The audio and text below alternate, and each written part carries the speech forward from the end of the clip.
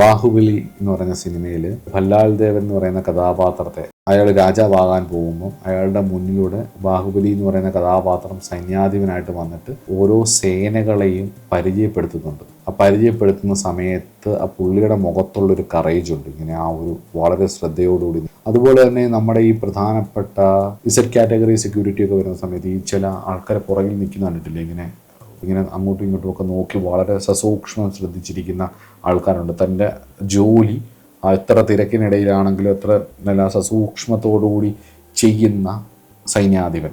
പേർപ്പസ്ഫുള്ളായിട്ടുള്ള ആക്ഷനുമാണ് പ്രധാനം. കുറച്ചുകൂടെ ലോജിക്കലാണ്. ധൈര്യവും വീര്യവും ഒക്കെയാണ് പ്രധാനമായിട്ടും. ധൈര്യമായിരിക്കും, പരാക്രമം ഒക്കെ ആയിരിക്കും. സൈനികരുടെ യൂണിഫോം അല്ലെങ്കിൽ പോലീസുകാരുടെ പ്രോപ്പറായിട്ടുള്ള യൂണിഫോമുകളും അവരുടെ ആ വരവും അവരുടെ ആ ഒരു പോക്കും ആ നിപ്പും ഒക്കെ കാണുന്ന സമയത്ത് നമുക്ക് തോന്നുന്ന ഒരു ഫീൽ ഉണ്ടല്ലോ, ഒരു സൈന്യാധിപൻ മുന്നിൽ വന്ന് നിൽക്കുമ്പോൾ ഉണ്ടാകും നമുക്കൊരു ഫീലുണ്ടല്ലോ. ആ ഫീലാണ് വാസ്തവത്തിൽ നമ്മുടെ ചൊവ്വ എന്ന് പറയും. സാധാരണക്കാരെന്നുള്ള രീതിയിൽ നോക്കുകയാണെങ്കിൽ വീട്ടിലെ സൈന്യാധിപനായിരിക്കും. നീതിക്ക് വേണ്ടി പോരാടാനും തൻ്റെ കൂടെയുള്ളവരെ സംരക്ഷിക്കാനുമുള്ള ഒരു ലക്ഷ്യബോധം, ജീവിതം വിജയിപ്പിച്ചെടുക്കണം എന്നുള്ള ഒരു യോദ്ധാവിൻ്റെ ബോധം ഇവർക്കുണ്ടാവും ചൊവ്വ ആത്മകാരകനായാൽ.